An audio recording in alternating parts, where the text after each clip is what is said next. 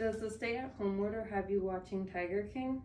According to the Humane Society of the United States, in 2012, less than 400 of the estimated 5,000 captive tigers in the U.S.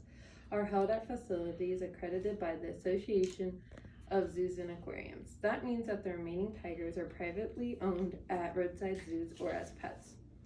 Private zoos, roadside zoos, or even sometimes referred to as private ownership of exotic animals, is when a place is not accredited by the Association of Zoos and Aquariums. These animals are mostly big cats like lions or tigers, giraffes, monkeys, and sometimes even elephants. These animals are expensive, hard to properly care for, and their moods are unpredictable. These animals are kept in poor conditions like small cages that lack water, shade, and the animals hardly ever receive medical attention if they need it. These are just some of the reasons federal law should protect wild animals from being mistreated and abused in private zoos. Private zoos are a dangerous place for the animals and the employees. The cause of this problem is the lack of uniform laws across the United States. Private zoos are known for having exotic animals that are not your typical everyday pet. These exotic animals are known to have diseases that can be transferred to humans very easily.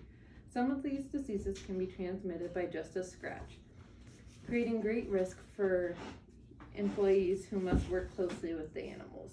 Exotic animals are often large and difficult to keep in control with the cheapest possible cages and no source of fun and entertainment. Exotic animals can escape their enclosures and cause serious and life-threatening harm. According to the Humane Society of the United States, from 1990 to 2012, there were 306 big cat incidents that resulted in a loss of 20 human lives and 125 animal lives. The standard for the animals are low, and the employees are constantly at risk for a disease or even an attack. So why do we allow these private zoos to put the lives of us humans and animals at risk? And that is because of the lack of federal laws. Currently, there are only 3 laws that include exotic animals. The first one is the Animal Welfare Act, and according to the Animal Legal Defense Fund, it only protects warm-blooded mammals that are used for research, transported, or displayed publicly. This law covers lions, tigers, bears, and other animals like them. This law just simply sets low minimum requirements for zoos on the care of the animals, such as the sanitation, housing, and has 0 limits for mental stimulation. The second federal law, according to the Animal Legal Defense Fund, is the Convention on International Trade in Endangered Species of Wild Fauna and Flora.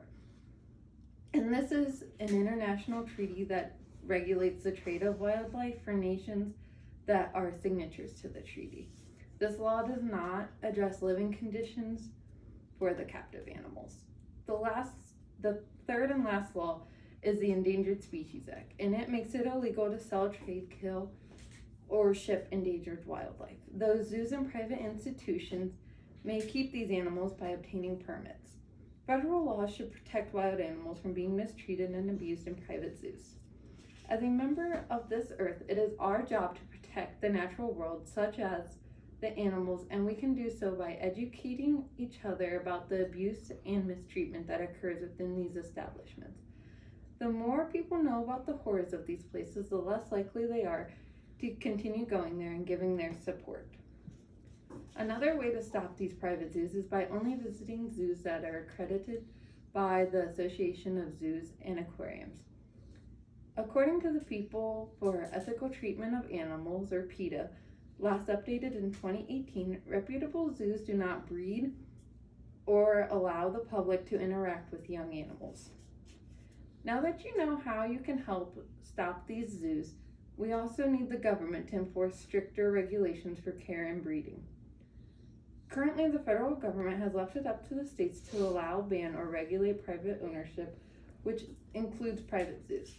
The laws between states vary greatly, and these animal owners have found ways around it for years. The laws keep us safe and protected, so why don't they do the same for the exotic animals? It could be as simple as requiring a certain amount of land for the animal or what the enclosures are made out of. There could also be laws on breeding, allowing it if half of the litter returns to the wild. There could also be strict tests to ensure the owner is in the right headspace to take on the full responsibility of caring for these animals. If the laws were much more strict, it would make it harder for these places to stay open.